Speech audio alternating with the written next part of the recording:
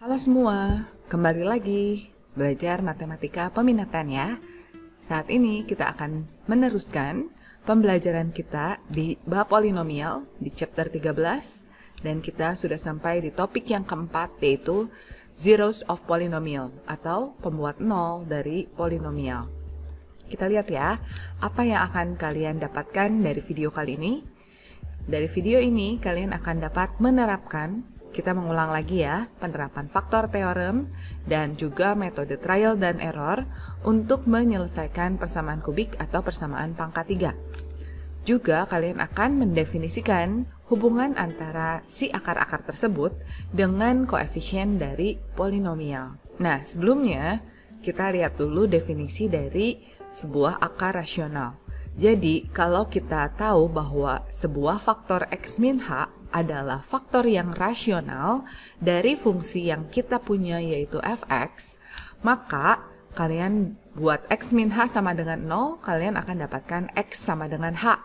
Berarti x sama dengan h adalah disebut sebagai akar, dan akar di sini adalah akar yang rasional yang didapatkan ketika fungsinya disama dengankan 0.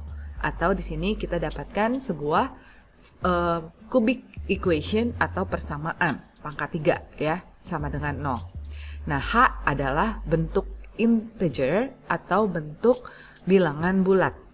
Jadi nanti kita akan pelajari kalau h-nya bukan bilangan bulat, maka akarnya disebut akar yang irasional atau tidak rasional. Nah, kita langsung coba di contoh berikut. Kita akan menentukan akar-akar rasional dari x pangkat 4 ditambah 5x pangkat 3 ditambah x kuadrat min 5x min 50 sama dengan 0. Oke, kita lihat bagaimana cara mencari akar rasional dari bentuk ini ya. Yang pertama, kita akan coba-coba melakukan trial dan error dengan kandidat akar, yaitu faktor dari 50. Oke, ini cukup banyak ya. Jadi saya pilih yang gampang dulu, misalnya waktu x-nya sama dengan 1. Untuk x sama dengan 1, kita substitusi ke sini. Nilai f1-nya adalah 1 ditambah 5 ditambah 1 dikurang 5 dikurang 50. Nah, ini apakah sama dengan 0? Tidak sama dengan 0 ya. Berarti x sama dengan 1 itu bukan akar dari x pangkat 4 ini ya. Kita coba yang lainnya, yaitu x sama dengan 2. Waktu x-nya sama dengan 2, nilai fungsinya itu adalah 2 pangkat 4 ditambah 5 dikali 2 pangkat 3 ditambah 2 kuadrat dikurang 5 dikali 2 dikurang 50. Nah, ini kita lihat hasilnya adalah 16 ditambah 8 kali 5, 40 ditambah 4 dikurang 10 dikurang 50. Nah, ini kalau kita lihat hasilnya adalah sama dengan 0. Nah, jadi kita udah ketemu nih satu akarnya. Kita akan melakukan cara Horner dan membagi fungsi ini dengan x sama dengan 2. Saya tulis 2 di sini. Hasil pembagiannya adalah, kita lihat ya. Kita lihat bahwa ini habis dibagi.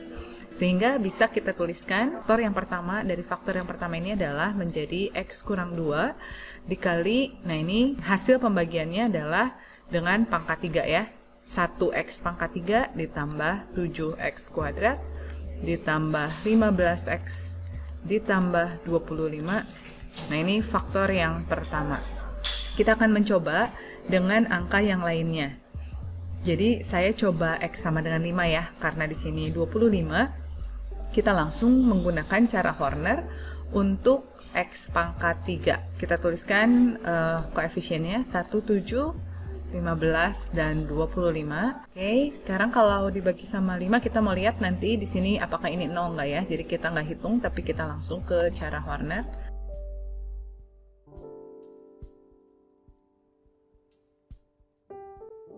Ini tidak sama dengan 0, berarti x sama dengan 5 itu bukan akarnya ya. Mungkin kita harus ganti menjadi minus 5 ya di sini. Kita coba dengan minus 5. Kalau min 5 berarti di sini 1 dikali menjadi minus 5 Di sini 2, min 10, kemudian 15 kurang 10 itu 5, 5 dikali minus 5, minus 25. Nah, yang ini ternyata hasilnya adalah 0. Sehingga kita mempunyai akar kedua yaitu minus 5. Di sini kita bisa tuliskan faktornya menjadi x min 2. Untuk min 5 berarti faktornya adalah x tambah 5 ya. Karena x tambah 5 itu sama dengan 0 waktu x-nya minus 5. Nah, yang ini sisanya adalah x kuadrat. Karena dari pangkat 3 dikurang 1 jadi x kuadrat. Ditambah 2x ditambah 5. Kalau kita lihat, x kuadrat tambah 2x tambah 5 ini sudah tidak bisa difaktorkan lagi. Sehingga kalau tidak bisa difaktorkan, berarti kita tidak memiliki akar yang rasional dari bentuk ini. Kita bisa pastikan dari nilai diskriminannya juga, yaitu b kuadrat 4 min 4 kali 1 kali 5. Nah, untuk bentuk diskriminan yang seperti ini, yang nilainya adalah min 16, kita dapat mengetahui bahwa akarnya itu adalah akar tidak real ya, atau akar imajiner. Jadi kita harus ulang juga sifat-sifat diskriminan untuk bentuk kuadrat yang sudah kita dapatkan di kelas 10 ya. Selain jenis yang diskriminannya negatif, ada juga diskriminan yang positif tapi bentuknya akar. Nah, itu pun bukan akar rasional tetapi akar irasional. Jadi untuk yang kita ambil di sini, jumlah akar rasionalnya hanya 2, yaitu pembuat 0 dari x min 2, yaitu x sama dengan 2, dan x sama dengan minus 5. Ya, jadi hanya 2 ini yang merupakan akar rasional dari persamaan yang kita miliki. Nah, kita sekarang akan mencari hubungan antara akar-akar di sini x1 dan x2 yang merupakan akar dari ax kuadrat tambah bx tambah c. Ini adalah review bahan persamaan kuadrat yang kalian sudah dapatkan di kelas 10. Apakah hubungannya? Jadi kalau ax kuadrat tambah bx tambah c bisa difaktorkan sebagai a dikali x kurang x1 dan x kurang x2, di mana x1 dan x2-nya nanti menjadi akar dari ax kuadrat tambah bx tambah c, maka sebelah kiri kalau kalian keluarkan a-nya, kita akan dapatkan bentuk seperti ini, menjadi x kuadrat tambah b per a x ditambah c per a.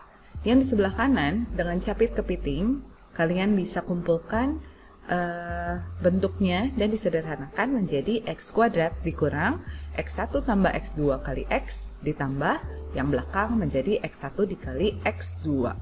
Nah, jadi karena kalian sudah memiliki bentuk yang sama untuk setiap koefisien sebelah kiri dan kanan, maka kita lihat x1 tambah x2 untuk koefisien x itu sebelah kirinya b per a, di sebelah kanannya min x1 ditambah x2, sehingga x1 tambah x2-nya adalah min b per a.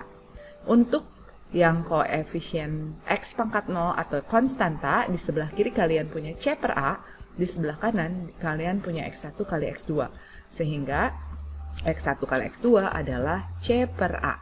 Nah, ini kalian ingat-ingat lagi, yaitu jumlah akar dan hasil kali akar yang adalah berturut-turut min b per a dan c per a.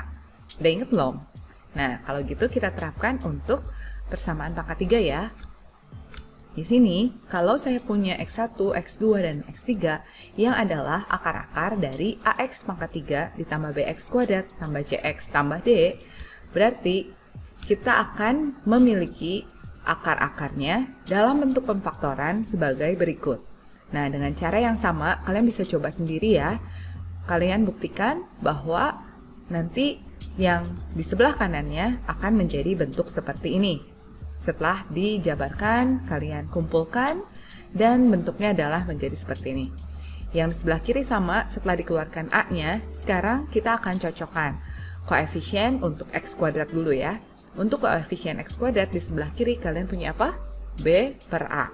Di sebelah kanan, di sini yang kita punya adalah min x1 tambah x2 ditambah x3. Sehingga kita punya bentuk ini dan kita bagi dengan min 1 sehingga kita dapatkan x1 tambah x2 ditambah x3-nya adalah min B per A. Untuk koefisien X-nya, kalian lihat adalah C per A. Dan untuk konstanta, yaitu di sebelah kirinya kalian punya D per A, di sebelah kanan kalian punya min X1 kali X2 kali X3. Sehingga min X1, X2, X3-nya adalah D per A. Dan kalau kita bagi negatif juga, berarti X1 kali X2 kali X3 adalah minus D per A. Nah, ini hubungan antara akar X1, X2, dan X3 dengan koefisien dari polinomial A, B, C, dan D. Oke, kita terapkan rumus tersebut. Jadi, untuk menentukan X1 ditambah X2 ditambah X3, di sini kita nggak perlu tahu X1-nya berapa, X2-nya berapa, X3-nya berapa. Tapi kita bisa langsung cari menggunakan rumus, yaitu min B per A. Oke, inilah penyelesaiannya. Kita udah tahu X1 ditambah X2 ditambah X3 itu rumusnya adalah min B per A ya. Kalian cek lagi.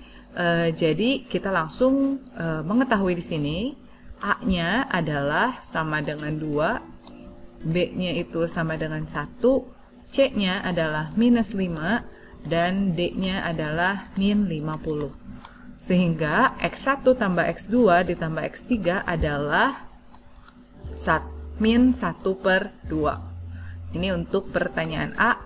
Untuk yang B berarti, nah ini adalah sama dengan C per A. Jadi sama dengan C-nya minus 5, A-nya 2. Min 5 per 2. Untuk yang C, hasil kali ketiga akarnya itu adalah min D per A. Jadi kalau dilihat minusnya selang-selingnya, min B plus C min D. Untuk ini min D itu sama dengan min 50. Jadi hasilnya adalah 50 per 2. Nah, yang terakhir yang mungkin harus disesuaikan ya. Untuk memunculkan nilai-nilai mungkin yang didapat dari A, B, dan C, kita akan coba menyamakan penyebut terlebih dahulu. Di sini berarti suku pertama itu hanya memuat X1 sehingga yang dikalikan adalah X2 dan X3-nya. Kemudian untuk suku yang kedua berarti yang dikalikan adalah, karena cuma ada X2, di atasnya itu X1 kali X3. Begitu juga untuk suku yang ketiga yang dikalikan adalah X1 dan X2. Sehingga kalau kita samakan menjadi seperti ini. Jadi di sini nilainya adalah X1, X2 ini didapatkan dari yang B ya, sama dengan min 5 per 2 dibagi X1, X2, X3 didapat dari yang C adalah 50 per 2. Sehingga hasilnya adalah min 1 per 10. Oke. Nah, jangan lupa kalian kerjakan latihannya ya. Diambil dari latihan exercise 4 page 283 nomor 5-9. Selamat mengerjakan. Sampai di situ dulu pertemuan kita hari ini. Semoga kalian bisa mengerjakannya dengan baik. Nanti kalau kalian punya pertanyaan, kalian boleh tanya saya via line. Sehat-sehat selalu ya. Sampai ketemu lagi di kelas kita berikutnya. Bye-bye.